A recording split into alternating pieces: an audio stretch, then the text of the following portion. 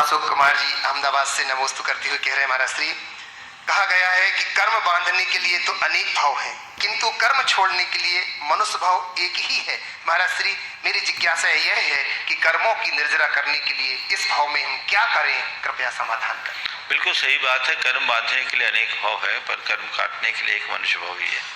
आपने बिल्कुल सही पूछा है कि कर्म को की निर्जरा करने के लिए इस भाव में हम क्या क्या करें। देखिए, एक आम गृहस्थ के लिए मैं कहता हूँ, अगर आप अपने कर्मों को काटना चाहते हैं तो बड़ा सरलतम उपाय देता हूँ। आपको मैं कहूँगा त्याग करो, तपस्या करो, व्रत करो, उपवास करो, तो शायद ये आपके लिए संभव न हो, पर मैं आपको कुछ ऐसी बातें बताना चाहता हूँ जो आपके कर्म की निर्जरा का बड़ा सबल निमित्त बनता है। पहली बात, दुख को सहने का अभ्यास करो। क्या कहा? दुख को सहने का अभ्यास करो। दुख आता है विपत्ति के रूप में, बीमारी के रूप में, वियोग के रूप में या अन्य किसी प्रकार की विसंगति के रूप में। आपको पता है दुख क्यों आता है? दुख क्यों आया? कभी सोचते हो? जीवन में दुख आया तो वो दुख क्यों आया? बोलिए, क्यों आता है दुख? पाप कर्म के योग से, यही है ना? तो दुख आया है, किस वजह से आया है? पाप कर्म के योग से आया है। इसका मतलब दुख का आना पाप के जाने का साइन है। बात समझ में आ रही है? दुख का आना किसका साइन है? पाप के जाने के लक्षण है। तो जब दुख आए तो चुपचाप सह लो कि ये सोचो ये पाप जा रहा है। सहन शक्ति को बढ़ाइए। आप जितना सहोगे उतना समर्थ बनोगे। तो कुछ भी हो उसे सह लीजिए, सहने का अभ्यास बढ़ाइए। मेरा दुख मुझे ही भोगना है।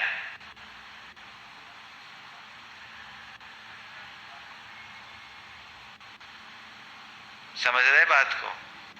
सहो न कहो, आपे में रहो, है ना? इस आशय का एक हाइकू है गुरुदेव का। तो दुख को सहो, ये निर्जरा का कारण है एक। दूसरा, दुर्वचन को सहो।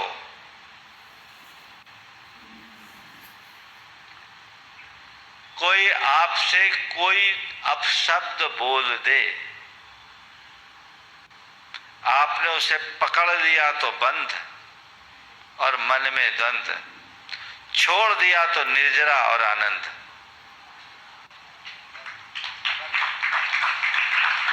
बात समझ रहे? किसी ने आपसे कुछ कहा, आपने पकड़ा तो बंध और द्वंद, छोड़ दिया तो निर्जरा और आनंद। बात समझ रहे हैं? आप लोग क्या करते हो? किसी ने कुछ कहा, झट से पकड़ लिया, पकड़ के उसको हमने एकदम इस तरह से पकड़ लिया कि वही हमें जकड़ लेता है। अंतर्द्वंद चलना शुरू होता है। अनेक प्रकार के कर्मों का बंद हो जाता है। सोच बदल लीजिए। कोई दुर्वचन कहे तो ये सोचो ये भी मेरे कर्म की निर्जरा का निमित्त बनकर आया है। आप ऐसा कर सकते हैं? बोलो, कर सकते हैं? यहां तो सब कर सकते हैं, पर यहां से बाहर जाने के बाद अगर तुम निर्जरा के अवसर ढूंढना चाहते हो तो कदम कदम पर निर्जरा है। वो तुम्हारे आनंद का निमित्त है। कोई कुछ कह दे, ठीक है, टाल दो, ये कर्म का काटने का निमित्त है। वो बोल रहा है, बोलने दो, मुझे उसे लेना ही नहीं।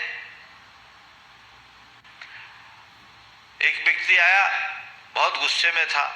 बोले क्या हुआ? बोले सामने वाले ने मुझे गाली दे दिया। मैंने गाली दिया, तूने लिया क्यों? गाली दिया इतना तमतमाया क्यों? बोले उसने मुझे गाली दे दी। गाली अच्छी चीज थोड़ी है, तो अच्छी चीज नहीं है तो तूने लिया क्यों? गाली दिया, दे लेने देता, तुझे क्या होता? उसकी गाली उसके पास रहती, तू ले लिया तो गंदगी तेरे पास होगी। तो मैं आपसे कहूं, कोई मुझे गाली न दे, मेरे हाथ में नहीं है। है क्या किसी के हाथ में? कोई मुझे गाली दे, ये मेरे हाथ में नहीं है, पर कोई कैसी भी गाली दे उसे न लूं, ये तो मेरे हाथ में है। नियम ले लो, आज से किसी की गाली नहीं लेंगे और किसी को गाली नहीं देंगे। दूसरों को गाली देना नहीं और दूसरे गाली दे तो उसे लेना नहीं। निर्जरा का निमित्त है ना, तो सहन करना, दुख को सहो, दुर्वचन को सहो, दुप्रसंगों को सहो। कोई दुप्रसंग घट जाए, कोई प्रतिकूल निमित्त आ जाए, सामना करो, घबराओ मत, समता से सहो। ये कर्म निमित्त बनकर आया है और मेरे कर्म काटने का निमित्त बना है। कर्म कटेगा कि नहीं कटेगा? बोलो। हाँ, कटेगा। कोई भी जो प्रसंग, विचलित मत हो, उसका रास्ता खोजो। अंततः सहना तो पड़ता ही है ना, पर लोग आंसू बहाते बहाते सहते हैं। संत कहते हैं आंसू बहाते हुए मत सहो, समता रखते हुए सहो, तो जीवन में एक अलग प्रकार का आनंद आएगा।